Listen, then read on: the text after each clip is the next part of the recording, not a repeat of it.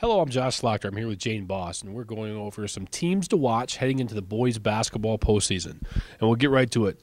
Jane, one of the teams that's been ranked among your tops all year is Zeeland East. They're led by an all-everything guy in Corey Van Dussen. You're just telling me they have quite a little drought going in the district. Can they do that? And then how far can they get once they get past the district, if they do?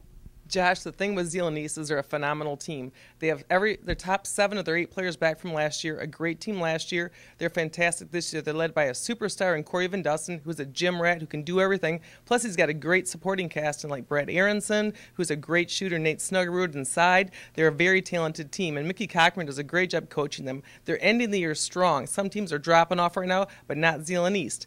The problem with Zeeland East is they have to get over the hump of winning a district title, something they have not done for more than 3 decades, if you can imagine that.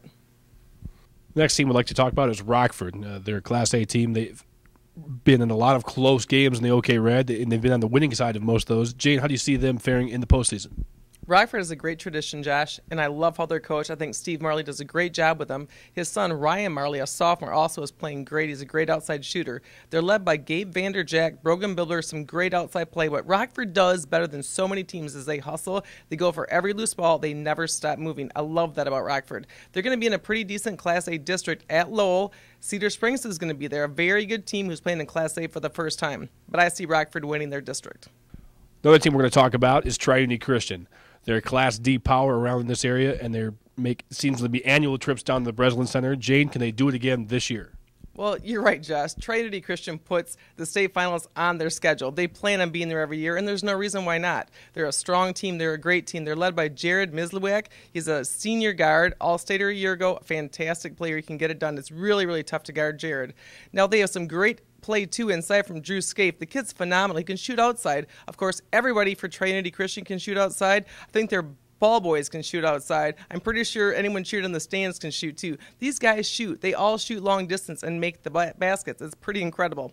Now, they do have a really good team to face this year in Western Michigan Christian. Obviously, they did beat them the second time they played this year. And Muskegon Catholic Central is another phenomenal team.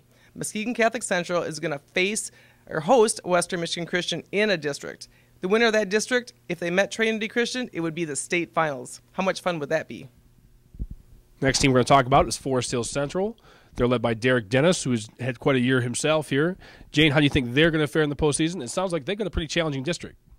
Forest Hill Central is led by the freak. That's what they call him. Derek Dennis is freak. He's freakish. He does so many athletic things. You watch him shoot, you watch him slam, he can do it all. Derek Dennis is a great player, and they were led by good coach and Ken George, and they have a host of other really good players. The thing Forest Hill Central is going to have a hard time doing is playing Wayland in its district at Caledonia. That's not an easy task. And Ottawa Hills is there also. It's going to be a really tough district to get by. Wayland is phenomenal with Alex Lyle, one of the best shooters in the area also. I think the winner of that district is going to probably face Rockford in the regionals. Finally, we're going to talk about Unity Christian. Now, Unity has kind of been had the thorn on their side of Zeeland East all year. They're going to get a chance to get them again in the postseason. What are their chances for success?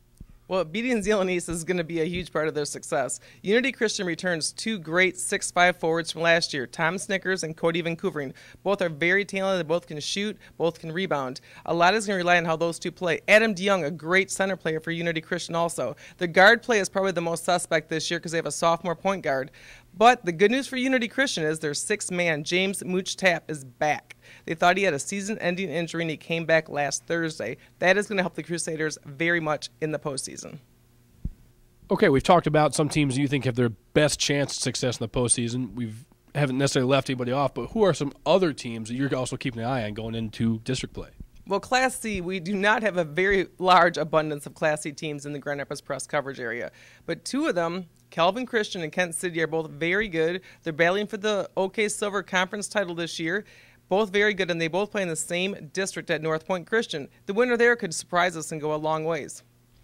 The other thing is in Class B. We have abundance of teams in Class B, masses of them, very good teams. East Grand Rapids is playing in a district at Forest Hills Northern. Northern made it to the semifinals a year ago. Northern's coming on strong again. One of those 2 teams could do something.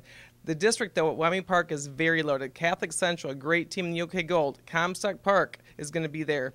West Catholic is going to be there in Wyoming Park. You can't count out any of those teams. They all could make a run in the postseason. The other one I like is Hastings. They're playing at Rich and Gull Lake, and they have a great chance of winning that. Of course, then they go to the regional in St. Joe and face Unity Christian or Zeeland East or one of those teams, or Stevensville Lakeshore. It's not going to be easy. The other team I like is South Christian. They're for sure going to win their Class B district in Allegan. They're the strongest team there, and once again, South Christian is going to win a Class B district title. Okay, Jane, thanks for everything. We'll be sure to check out all of your coverage in the Grand Rapids Press and online at mlive.com.